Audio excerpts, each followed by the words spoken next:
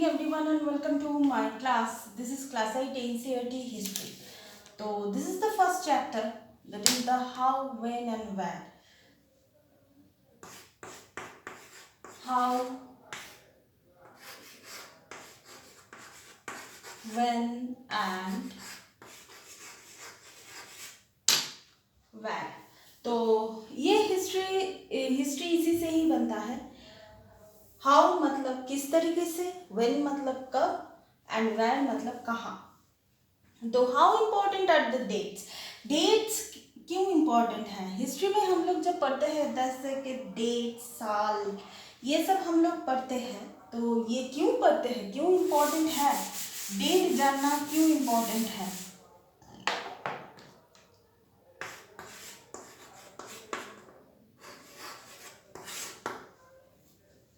Date हम जानते हैं इसीलिए कि हम क्या डिफाइन करना चाहते हैं, टाइम.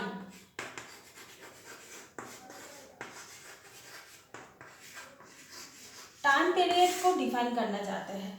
जैसे कि चंद्रगुप्त मौर्य इस साल से इस साल तक अपना राज किया. सम्राट अशोका इस साल से इस साल तक राज किया. औरंगजेब ने किया, अकबर ने किया, मुगल्स ने किया, ब्रिटिश टाइम पीरियड्स है. तो ये सब जो है ये टाइम पीरियड है. टाइम पीरियड इसीलिए डेट जानना बहुत ज़रूरी है. तो हम सिर्फ डेट हिस्ट्री पढ़ने में हम सिर्फ डेट नहीं जानते, हम कंपैरिजन भी करते हैं.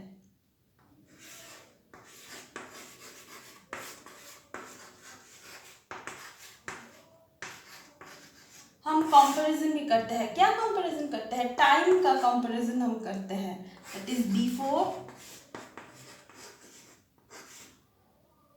Plus after. जैसे कि मुगल्स के पहले कौन थे, सुल्तानी पीरियड था. मुगल्स के बाद कौन आया, ब्रिटिश पीरियड आया. ब्रिटिश तुरंत तो ब्रिटिश नहीं आया, डच, पोर्तुगीज, फ्रेंच ये सब आया. तो मेन मुद्दा ये है कि बिफोर एंड आफ्टर कंपैरिजन होता है. How people earn their livelihood. Not only that, हम लोग सिर्फ यही नहीं जानते कि हम लोग लाइफस्टाइल के लिए भी हम जानते हैं. जैसे कि सुल्तानी टाइम में राजा ने क्या किया, प्रजा ने क्या किया. मौर्य के टाइम में राजा ने क्या किया, गुप्ता, पाल, साउथ में भी है पाल, प्रतिहार, राष्ट्रकूट. उस टाइम में पीपल का जो प्रजा है उनका लाइवलीहुड कैसा था. जैसे कि इकोनॉमिक, सोशियो इकोनॉमिक, पॉलिटिकल, क्या क्या हम लोग कंपैरिजन करते हैं. इकोनॉमिक,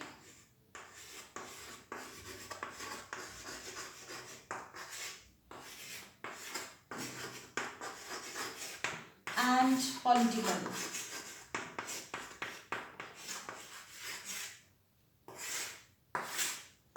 ये सब चीज हम लोग जो है वो कंपैरिजन करते हैं. फोकस किस में रहता है अगर हम इंडियन पर्सपेक्टिव से देखें.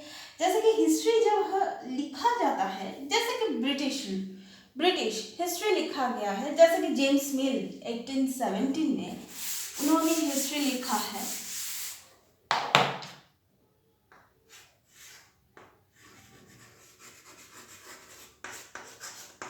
जेम्स मिल 1817 में उन्होंने हिस्ट्री लिखा है. जेम्स मिल कौन थे, स्कॉटिश इकोनॉमिस्ट.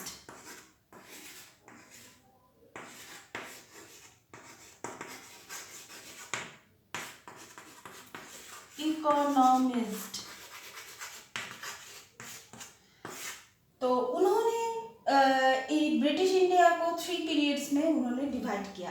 क्या क्या वो वो पीरियड था.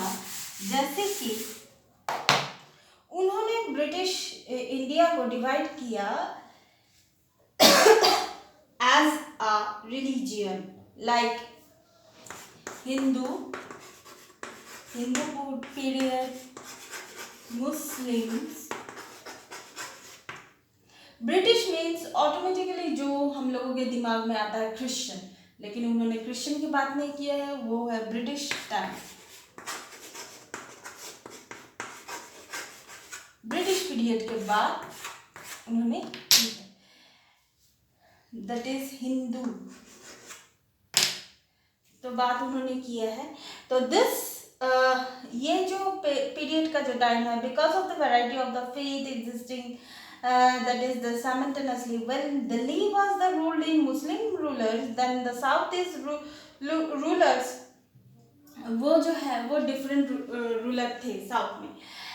तो ब्रिटिश जब उन लोगों ने जब हिस्ट्री लिखे, लाइक जेम्स मिल जब हिस्ट्री लिखे थे वो उनके पर्सपेक्टिव से लिखे थे।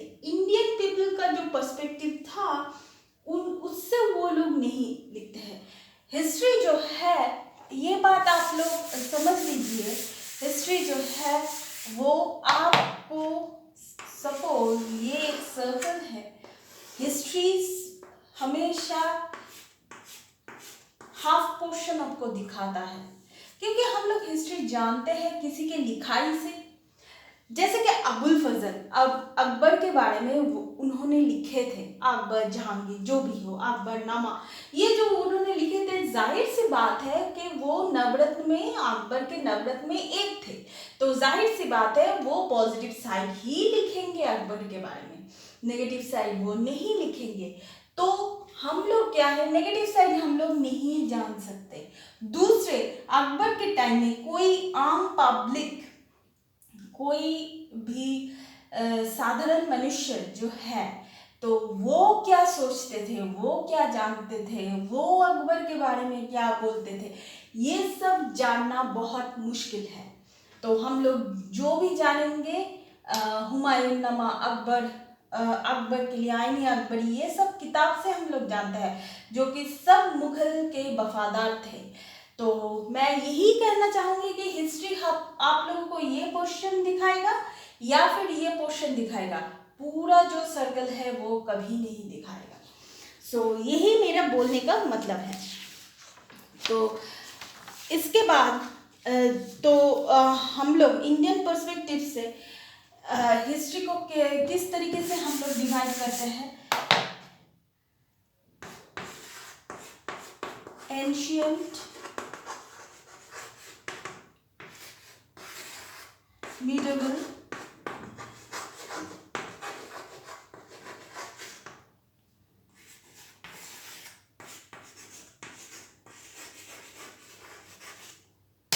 मॉडर्न, ये तीनों जो पार्ट है इसमें हिस्ट्री को डिवाइड करते हैं। एज एन इंडियन हिस्टोरियंस तो हम लोग ऐसे ही डिवाइड करते हैं। तो ब्रिटिश कॉलोनी इंडिया में जो है, मॉडर्न मतलब, मॉडर्न पर्सपेक्टिव मतलब ये है, ब्रिटिश कॉलोनी के बारे में हम लोग बात करते हैं। तो ब्रिटिश कॉलोनी क्या है, अभी क्वेश्चन है, व्हाट इज ब्रिटिश कॉलोनी। ये ब्रिटिश कॉलोनी का कुछ मतलब फीचर्स थे।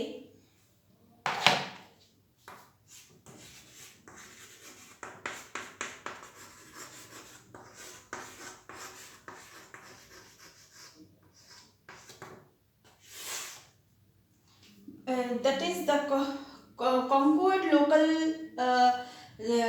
राजा, नवाब, ये सब जगह जो है वो लोग मतलब कैप्चर करते थे, एस्टेब्लिश देयर रूल्स, ब्रिटिश लोग वहाँ पर रूल्स एस्टेब्लिश करते थे। तो पहले conquer,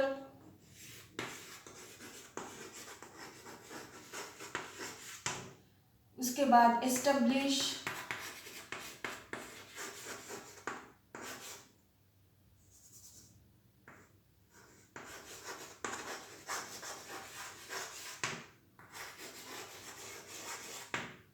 establish rules, they started their मतलब क्या बोलेंगे कि started their rules in locals, establish control over the economy, society।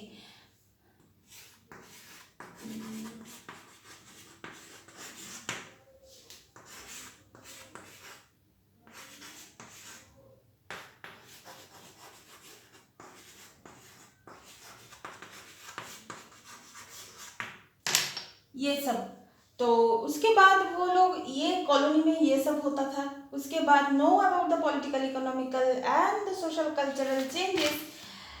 उसके बाद जो होता था ये सब हम लोग ब्रिटिश कॉलोनी के बारे में हम लोग कैसे जानते थे। तो कैसे जानते थे ये मैं नेक्स्ट क्लास में पढ़ाऊंगी।